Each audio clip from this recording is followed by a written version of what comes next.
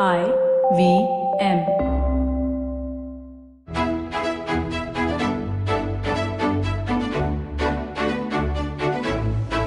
BQ Big Decisions, the BloombergQuint podcast that helps you make the right financial choices. Hey guys, you're listening to BQ Big Decisions on BloombergQuint, and I'm Alex Matthew. In case you're listening to this podcast for the first time, you should know that it's part of a series on personal finance with a new episode every week. You'll find the entire list on the website BloombergQuint.com, on SoundCloud, or on any other podcast application out there. Now, chances are that you're listening to me because you've got some unfinished business. As I'm recording this conversation, we're only about a month or so away from the end of the financial year. If you're a salaried employee, your HR department has probably sent you a mail or two reminding you to submit your investment proofs to ensure that your tax payments are all in order before the last salary payment of the year is made in April or at the end of March. Now, if you haven't made those investments yet to save taxes, don't worry. You're not too late. We've got you covered on your last-minute tax saving. Joining me today is Parizad Sirwalla, Partner Tax at KPMG. Thanks so much for joining me, Parizad. Welcome, Alex. Now, if you haven't made those, so in an ideal situation, I want to understand, Parizad, you should be doing this at the start of the year, right? No, absolutely. So the tax year is 12 months, right? From 1st April to 31st March. Most of the employees, particularly the salaried ones, they generally have this opportunity to structure the salary into either certain flexible components, which could be in the form of reimbursements or perquisites or any other amenities, which is within the framework of the tax law. Right. Now, typically under an employer-employee relationship, the employer is supposed to deduct monthly taxes at source at a particular average rate of tax on whatever payments they made.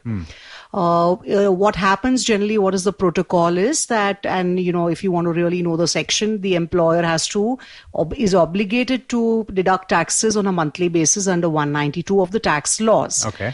So the employees generally make a declaration in the beginning of the year, which is, let's say, in April, and they proclaim to the employer that this is what they will go about making investments. And even if they don't necessarily go about doing that exactly in that manner, right? Well, you have a period of 12 months, right? Yeah. Because you first earn the income and then you will deposit, absolutely. right, into certain tax saving investments or expenses. Yes. And now at the end of, as we approach the end of the tax year, which is typically the last quarter, Jan to March, like every year, you ought to have made those expenses or have claimed those exemptions, and therefore to the employer, you ought to submit the actual proofs. Yeah. Because it can so happen that your financial planning could have gone wrong, or you may not have had the necessary money to make those investments within the prescribed time limits. So you need to do a true up, because at the end of March, the employer has to calculate the correct taxes and deposit into the government treasury. But unfortunately, Parizad, more often than not, the approach is,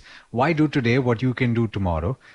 Indeed, at the end of the year. So invariably, we're stuck. Perhaps when you've gotten that mail from the HR of your company and you're thinking, oh no, I haven't made my investments yet.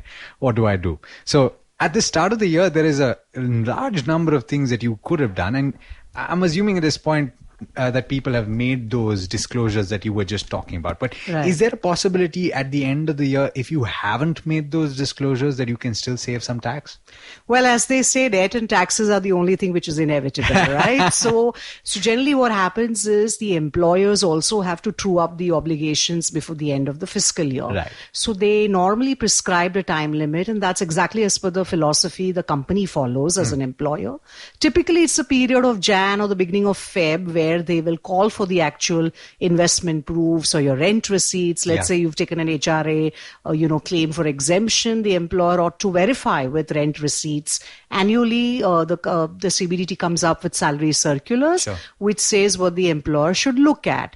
So you have to, if you've made those investments, and clearly you need to submit those proofs. It could be in the form of your LIC premiums, your PPF counterfile of payments made, or it could It could be your rent receipts, rent agreements, and then the employer is going to see whether what you've declared is what you've actually invested, and they'll true up the taxes. So let's assume you're not able to your question that you've not been able to, you've been slack about your taxes, Sure, yeah. you've been slack about your exemptions, and you haven't found the time to really make the investments. You wouldn't want to land up in a situation where the employer is then again obliged to mandatorily deduct the taxes without, as if those exemptions were never part of the your package. So essentially, if you've claimed exemptions and therefore the company has not deducted tax through the year based on that income that you say that you've been putting in tax saving either expenses or investments, and you haven't done that, then the employer is obliged to make those payments for you at the end of the year. Absolutely. And you can land up in a situation where you're coughing up the maximum amount of taxes towards the latter part, which is just 2 months, and one hopes that you don't land up in a situation where you don't have your salary enough to cover those taxes. On the other hand, and on the other end, if you haven't made those exemption declarations at the start of the year, then your employer has been cutting the entire tax that is applicable, right? So that was my question. If you've done that, then can you still save tax, or is it only in the form of a refund that you get? So again, that's not going to be a very happy situation, because if you have, if the employer, if you've initially declared, and very few employees actually do that they say that I'm not going to, be indulging into any tax savings because there's hardly anything few. But if you've done that, then the employer has deducted taxes at the full rates, which means you're getting lesser salary every month unnecessary. And then if you suddenly decide to wake up in Jan or Feb and start making those heavy investments, A, is about your cash flow issue, and B, the employer has already deducted and deposited it into the government treasury, then the only way for you to so either your Feb March salary is enough to cover up again the square off the balance sheet, or you'll land up in a situation again where you're claiming a big refund in your income tax return, which is again not a very welcome situation to be in. Right. So the reason, dear listener, that Parizad is talking about a cash flow situation is that the numbers are actually quite significant. So let's get into that, Parizad. Let's talk about it. At the start of the year, what are as per this FY20, that's the financial year 20, the one that we're in right now, the deductions available to you, and how do we go about or how should we have gone about making those deductions? So first of all, as an individual person or individual taxpayer, we are all subject to progressive rates of taxation. India follows a slab basis. So let's say you fall within the 20% tax bracket. The employer would have calculated the tax on your total salary income at the progressive rates. And which means you fall within the 20% bracket. I want to actually, I know that it's difficult to make this illustration just with the help of audio, but I'm going to try. Okay, so if you want to listen to this and if you're not certain how tax is computed, perhaps just take down what I'm saying in the next couple of minutes. The first thing that you have to understand is, like Parizad said, it's a slab-based approach. So in case you're in the 20% bracket, it doesn't mean that your entire salary is taxed at 20%. So the first thing that you understand is that there's a standard deduction, which in FY20 is 50,000 rupees, after which there is the deductions that we will soon be talking about in the form of various investments and expenses that you have over the course of the year. And then once you've made all those deductions, what you're left with is your net taxable income. Now, your net taxable income is further broken up into various slabs. The first 2.5 lakh of it is not taxable. The next 2.5 lakh of it, that is the amount between 2.5 and 5 lakh rupees, is taxable at the rate of 5%. The amount exceeding that, that is 5 lakh rupees to 10 lakh rupees, that's a 5 lakh rupee amount, is taxable at 20%.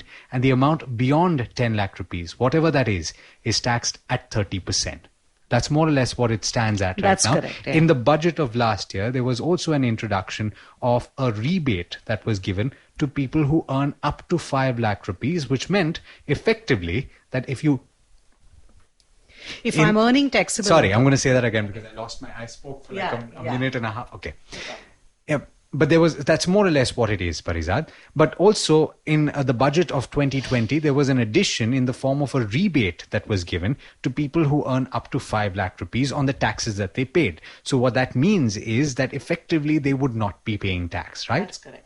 So that's correct. So the employer would have estimated that salary income and the relevant tax rate and gone about deducting or factoring that into the tax calculation. So hopefully, dear listener, I hope that you've sat down with a pen and paper in case you didn't know this already.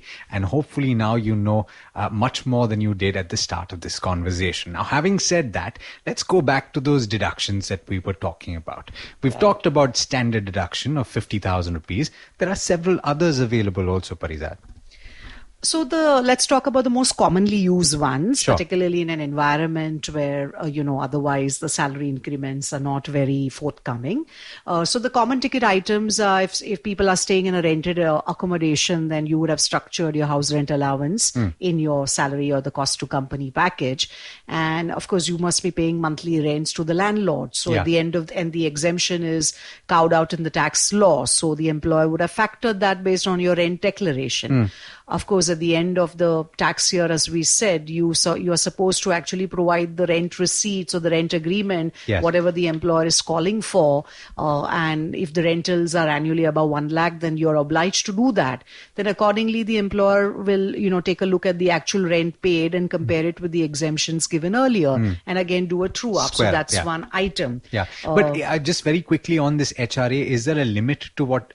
There is a calculation, right? There is a calculation. So is that very complicated to understand? It's not actually. It's quite well known. So the tax exempt amount is the least of the following.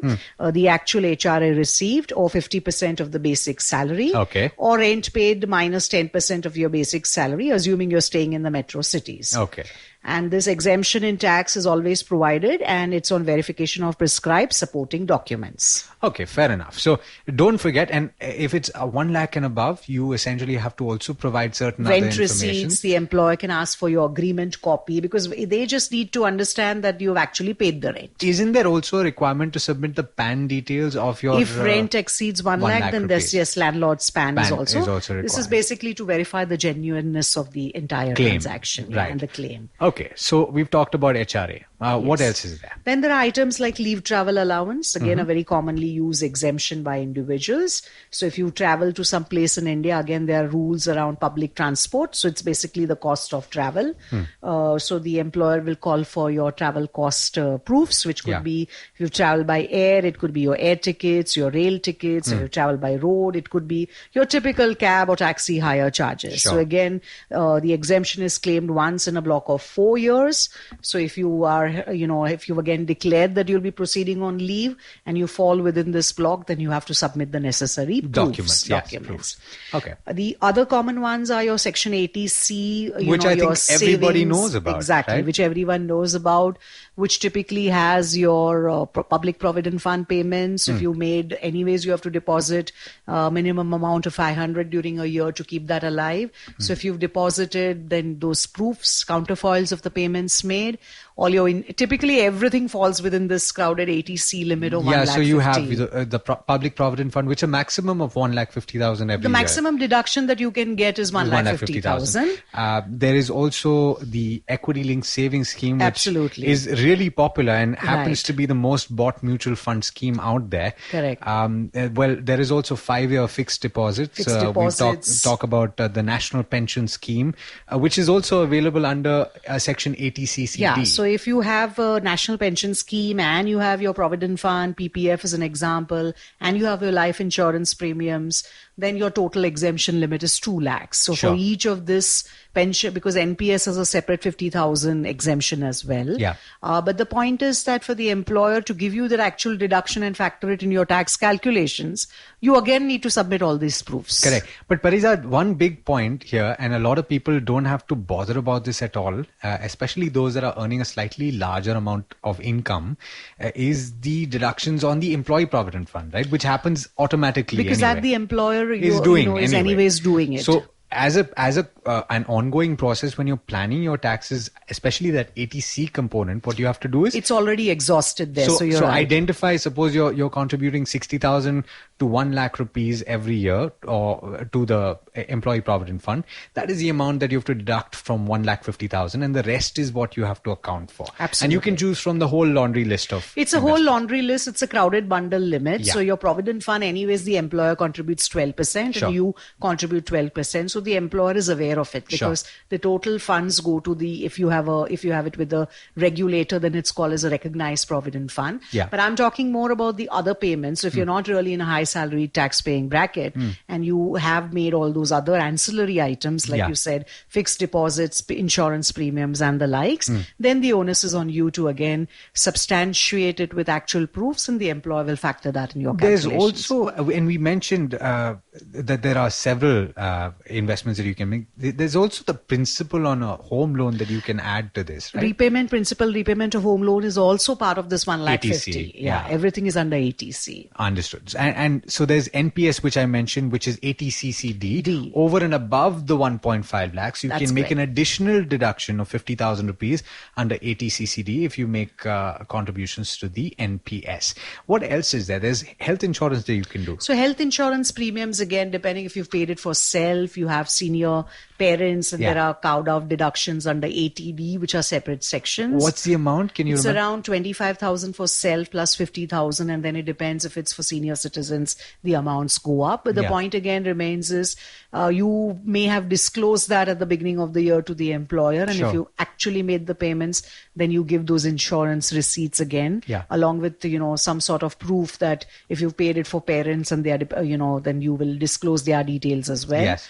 But if you have, again, said that you will take a policy but haven't found the time to do so, then again, that's not, allowed. Correct. One must note that sometimes, there is an annual salary circular. So it's not that the employer can, take care of all the exemptions while deducting taxes at source. So for instance, if you made a donation to a particular fund and it is otherwise eligible under ATG, but the employer cannot take that while your salary taxes. That's what the circular provides. Understood. But is there a limit under ATG? There are it depends on the type of fund that it's either 100% of the amount or subject to a particular portion of a percentage of the taxable income. Because I've heard a lot of people make such donations. They do, but anyways, those are claimed, with actual proofs in your individual tax return. Because timing wise, the employer is not allowed to factor that in. Right. Understood. Because there's an annual salary structure which tells the employer what to consider, what not to consider. Understood. All right. So there's also Section 24, if I'm not mistaken, that a lot of people utilize, but of course you have to plan it well in advance, right? This is the buying of a house. If you're buying it on a loan, then the interest payments to the extent of 2 lakh rupees per individual. That's interest on self-occupied property. So if you have bought a house for your own use and you're paying through mortgage, then anyways the 2 lakh is the annual limit. And again there you would have perhaps disclosed it to your to your employer to offset it against your salary income. And you won't really go wrong in these kind of big ticket items because there's capex and capital expenditure. So generally when someone says that I have a house on loan, then you're anyways paying the loan and the bank is, charging you. That's true. It's a pretty small limit to be really worried about. Yes. Is there anything that that comes to mind apart from what we've mentioned? So we've talked about ATC, ATCCD. We've talked about ATD in the form of your health insurance policies. We've also talked about your donations, which is ATG. And we've talked about Section 24. Is there anything else? Not really from an exemption perspective, but let's say, you typically can have some employees who are with more than one employer during a tax year. So you could have left jobs in between in the middle of the tax year and joined your prospective employer. Then again, at the end of the tax year, you need to see, both as an employee and as an employer, that the taxes are correctly calculated on a proper salary income for the year. So if you already claimed certain exemptions with your previous employer and you've submitted proofs there, then the onus is on you to disclose it to your current employer so that they can appropriately calculate the taxes. One wants to avoid a situation of overpayment of tax or underpayment of tax, as the case may be. Correct. Because you either land up in a situation of refund, which is not really, the correct thing to do. Getting money back is a challenge. Nor would you want to land up in a situation of payment of less taxes, because that will have its separate share of adverse consequences. So if you left jobs in the middle of the year, you you need to be very careful. Yeah, and perhaps if you're not confident of making the right disclosures or doing the right thing, perhaps take some help when you're filing your taxes or when you're planning your tax investments and declarations and all of that. But coming to the point where we were saying that it's not easy if you've not done your investments through the year. It isn't easy because we're talking about 1.5. Say somebody who's made 60,000 rupees worth or 50,000 rupees worth of contributions to the Employee Provident Fund, then that's 1 lakh rupees additional that they need to invest to take advantage of ATC, 50,000 to take advantage of ATCCD.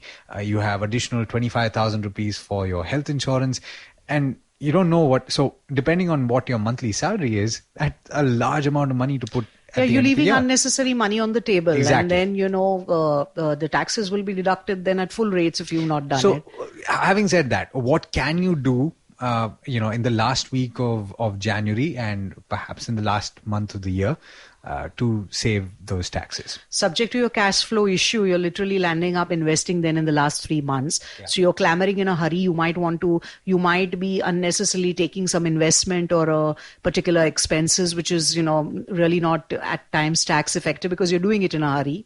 That's one. Second is you need to manage your finances all in one go instead of actually spreading it over the period of 12 months when you had the opportunity. And third is your employer as a corporate organization may have a philosophy or a policy that they will not look at any proofs till a particular cutoff date because they cannot keep waiting till March, right? Fair enough. So which leaves you with a situation then of doing up your own calculations, and you need to wait till July if you're an individual taxpayer to file your return and then go about claiming those exemptions. I've had this conversation, Parizad, with a few financial experts, certified financial planners, and they've actually pointed out that a number of people have actually borrowed money in order to make tax saving investments, and they say that's the worst thing that you can possibly do. Absolutely. It makes no sense because you have a period of 12 months sufficiently to plan out your affairs, and anyways you're earning monthly income, so the prudent mindset of an Indian also tells you to make those necessary savings. Absolutely. So with that having been said, there's also another aspect that we were talking about just before we started this conversation, was apart from the fact that you can still save tax at the end of the year, though you should have done it over the course of the year. There is also the other aspect of ensuring that you've done the right thing in terms of the returns that you've filed in the current assessment year, right? That's correct. So 31st March 2020 also happens to be the date or the last date where, let's assume you have, forgotten to file your tax returns of the last year, which is for the year ended 31st March 2019. The government gives you a 1-year time window to file those returns mandatorily. So your time lapses on 31st March 2020. So that's also an important date coming up. March is important for a host of things. Or let's assume that, you filed your tax return last year for the year ended March 19, but you subsequently discover some mistake or some error and you need to correct those claims in yours. So then you have to file a revised return, for which again the 1-year time period window, and it's pretty less, is 31st March 2020. After which there is no excuse for you to go back to the government exchequer and say, look, I forgot my last year's return, or look, my last year's return. I know it's wrong, but I did nothing about it. You wouldn't want to take those chances. All right. So, but Parizad, we're about a week away from the presentation of the budget as we speak right now. And a lot of people are wondering what the finance minister has in that briefcase, or not necessarily the briefcase. I think she changed it around, right? But in her documents and in her speech, they're wondering whether or not there's going to be anything for the individual taxpayer. After the corporate rate tax, there was a clamor for something to be done for the individual taxpayer as well. What are you hearing in terms of what could possibly be included in that document? Well, so as you rightly said, the supply side, so the corporate sector actually got a bonanza in the form of a corporate tax cut, which was pretty significant. And in an economy which is otherwise faced with a fair amount of domestic and international challenges, the common man or the individual taxpayer does have soaring expectations from a personal tax perspective. They want to be reminded that the government has hopefully not forgotten about them. Of course, the wish list is multiple, and there's a plethora of personal tax aspirations. But with due respect, the government also has to do the tightrope balancing between managing the resources that they have available at their disposal. But the commonly wished items are, of course, everyone hopes that the slabs and the exemption limits go up. So in the sense that people up to 5 lakhs by way of a rebate, as you just discussed, there is no tax payable. One hopes that those limits go up in any case. From 2014, there has been very minor tinkering of these slabs that we spoke about.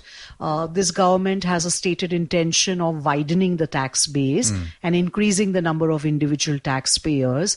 So one hopes that at least more reliefs are doled out to the Aam Aadmi by way of rebate mechanisms.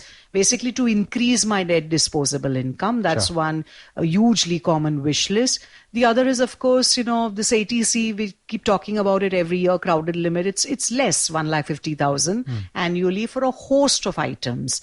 As you mentioned, at least carve out separate limits for, say, education, considering the spiraling cost of education for children, or for repayment of home loans, have that principle being carved out separately. So items like this is what generally an individual taxpayer is hoping for, all with the intention of having more disposable income. Well, hopefully this conversation, Parizad, has helped a lot of our listeners out there. And thank you so much for joining me. Most welcome. Let's wait and see what the final print unveils in a few days. Thank you. We'll know soon enough. All right, dear listener, I hope that this conversation helped you out. And, well, if you haven't made your tax-saving investments over the course of the year, you can still do some of them. But perhaps a better idea would be to get a head start for the next financial year. So make sure you have a good plan in place in March itself so that you can put it into practice starting April. It's been an absolute pleasure, as usual, speaking to you on BQ Big Decisions. For all the other episodes in this series, you can look it up, like I said, on the website BloombergQuint.com or any one of the podcast applications out there, including SoundCloud. Thank you so much for listening in. This is Alex Matthews signing off. Have a great weekend. If you enjoyed Big Decisions, check out some other podcasts on the IVM Podcast Network. You can check out Paisa Vaisa, hosted by Anupam Gupta, Advertising is Dead, hosted by Varun Dugirala, the Ronnie Screwwalla podcast, hosted by Ronnie Screwwalla, or Cyrus Says, hosted by Cyrus Procha. These shows are available on the IVM Podcast website, app, or wherever you get your podcasts from. Are you constantly seeking happiness? Wondering how to make the most of every day? How not to let your inhibitions stop you from achieving your goals? It's now time to get your A-game on. It's time to unlock your true potential. Tune in to the Empowering series with me, Zarina Poonawalla, to feel empowered in all genres of life. From behavioral skills to management skills. From health to relationships. From mental well-being to emotional well-being. And of course, your finances. I've got you covered. With these tips and tricks from me, Zarina, and true life stories from my amazing guests, you're bound to bring your purest to the table. Tune in to the Empowering series with Zarina Poonawalla every Thursday on the IVM Podcast app, website, or wherever you listen to podcasts. Look! Up in the internet! It's a meme! No! It's a cat video! No! It's the Geek Fruit Podcast! That's right, we interrupt this riveting broadcast to tell you about our show, The Geek Fruit Podcast, where Tejas, Dinkar and I, Jishnu, talk about everything in pop culture, including DC, Marvel, Star Wars, Netflix, and everything in between. You know how your friends hate it when you ramble about some nerdy crap and you just want somebody to listen to you? Well, sorry, there's nothing we can do about that, but come listen to us ramble and it'll almost be like the real thing. Kind of. Listen to new episodes of the Geek Fruit Podcast every Monday and the Geek Fruit Bulletin every Thursday on iTunes, Google Podcasts, the IVM app, or wherever you listen to podcasts. Happy listening, you nerds.